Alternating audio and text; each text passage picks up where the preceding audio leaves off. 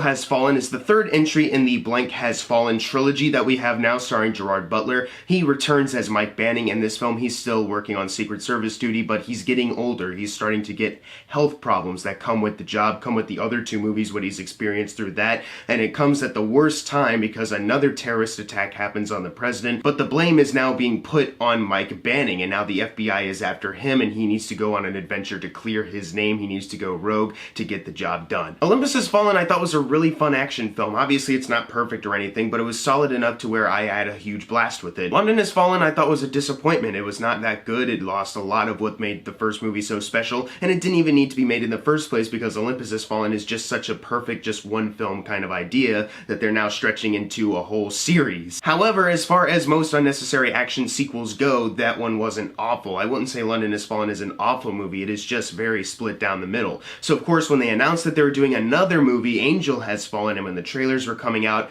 honestly, I thought this looked kind of awful. I'm not familiar with the director's work. I didn't see Snitch starring Dwayne Johnson. I'm hearing that that's one of the better Dwayne Johnson movies out there, so that's pretty cool, but I was not really into seeing this film. I thought, you know, it was never going to top Olympus Has Fallen, and it just looked awful from how they were promoting it. However, I walked out of this movie and this thing had exceeded my expectations by a little bit. I'd say it's almost about on par with London Has Fallen as far as quality goes. I might give this movie the edge though, because I'd say this one's more consistently kind of entertaining, I guess. But what really surprised me when this movie started was Mike Banning's character. I thought was the best in this film. Obviously you have the redemption story arc in the first film, which is really great. The second one was just kind of like, I'm gonna resign because I need to be at home with the baby. Nah, never mind. This movie, however, is like he is getting older. He's experiencing trauma physically and mentally from these past two movies and other Secret Service duties, and now it's starting to affect him. He doesn't know if he can keep doing the job, but he still needs to be there because he feels like he has to be there to protect people. It's a really interesting idea to establish his character, and it actually led me to care more about his family life than I ever have before in any Has Fallen film. So I was actually really surprised by that in the beginning of this film they were actually trying to establish him more than just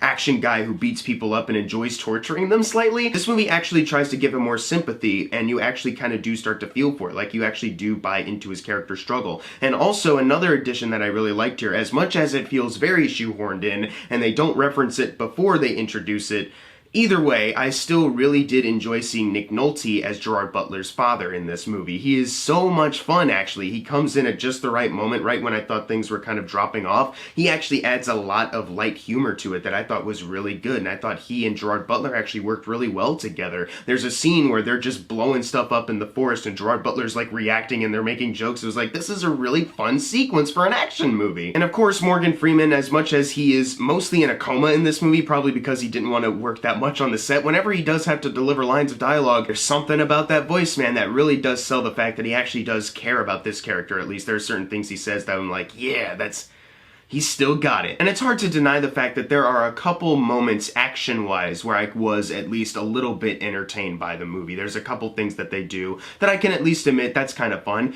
However, I will say that one of my biggest issues with the movie is that for the beginning and sporadically throughout, a lot of the hand-to-hand combat stuff, like close encounters moments, they're very choppily edited. There's a lot of cuts in between them too. There's moments where the editing gets really weird, like they'll like change point of views at one point. Like in the beginning action scene, there's a moment where they just randomly click to like it's a Call of Duty game, and they do the thing like Hardcore Henry, and it's like, oh, why'd you do that for like one shot? That's really weird. And it hurt the fact that it was just cutting everywhere at once, like very sporadically. And there's action sequences throughout the rest of the movie where they do the same thing, and I was like, action-wise, this is almost the worst Has Fallen movie, because at least the other ones, a lot of stuff is in focus and they do a good job capturing stuff, but this movie, it felt like half of it was kind of good and they were doing a good job, they found their footing, and then the other half was just quick, zoom, weird edit, slow-mo for a bit, now zoom in, and then there's moments where they'll speed it up for like a small section, and it's like, what the heck is going on with some of these action sequences? Like there's even an edit later in the movie where they're like closing in on like a closed door, but then they obviously cut to another room and they zoom out. It's like, I know what you're trying to do. you were trying to like get like a complete zoom in on the door, and then when you back up, you're in a new location. But maybe if you're gonna do that, make sure the lighting is the same in the room, make sure the doors are the same color, and then make sure the camera actually gets the entire door before zooming back out, because it was just such an obvious bad edit. So there's parts of this movie where I thought the direction was actually kind of good, but then there's other parts where just stuff stood out. It was like, I know what you're trying to do, but dang, it's not really showing that you have that kind of skill to pull it off. But these other sequences kind of prove it. Why is it so off and off? The visual effects also still don't look good. This is the largest budgeted Has Fallen movie. The first movie was $70 million budget. London Has Fallen was a $60 million budget. This one is $80 million budget. But no matter what, the visual effects always stay the same.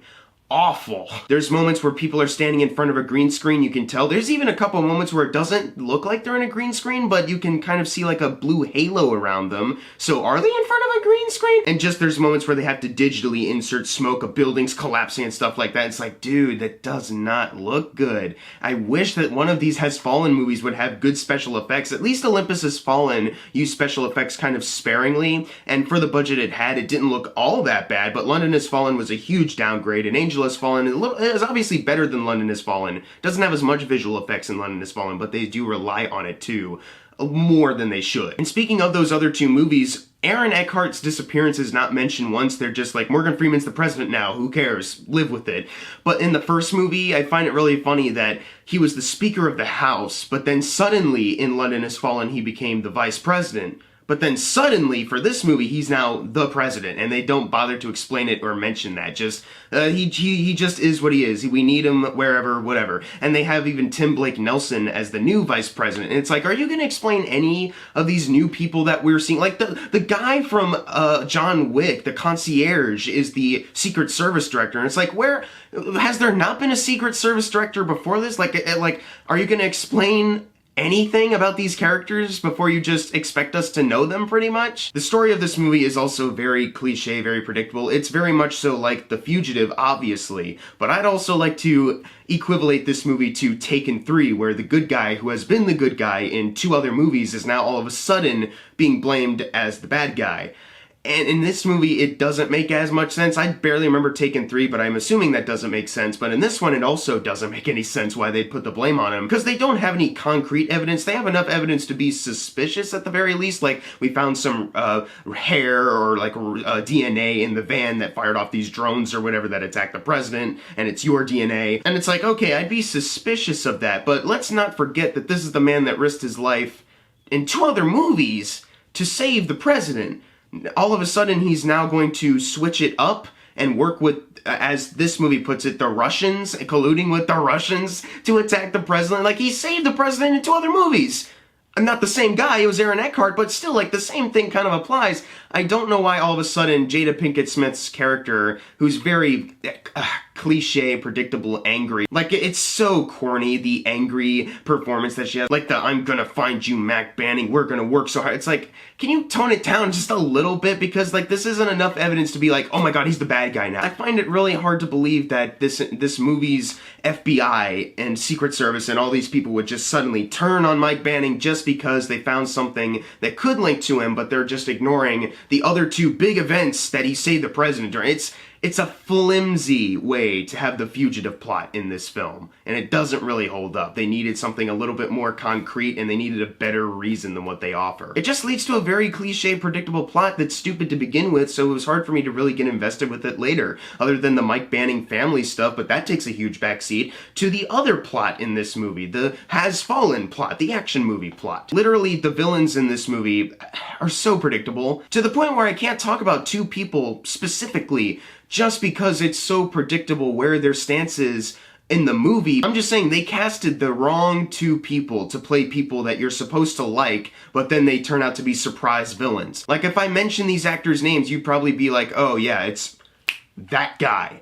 So I can't even mention him in this video, but it's so stupid, and it's something we've seen 100 times before in other movies. The friend that is now the enemy for some reason, but they don't completely hate the hero, but they have to because of job It's dumb, it's cliche, and stupid. I will say they did a better job with the Mike Banning character in this film. Gerard Butler still does a good job playing him, and he still does a good job physically in these action scenes. A couple times the action scenes are kind of fun to watch, and I can just zone out of my problems for a bit, but then other times the action scenes can be shot terribly and edited horribly, and I'm like, hold on, wait, now I gotta focus on these issues again. Nick Nolte added a lot of funny moments to this movie, like it's surprisingly funnier than I expected, and that's what the movie kind of needed throughout, but unfortunately it's taking this cliche, predictable plot too seriously, and these other characters that have nothing character-wise, they're just infused into the movie so much, and you just see right through these characters. You don't care about these characters other than Mike Banning. It's just a really middle-of-the-road experience. Like I said, I'd give this the slight edge over London Has Fallen just because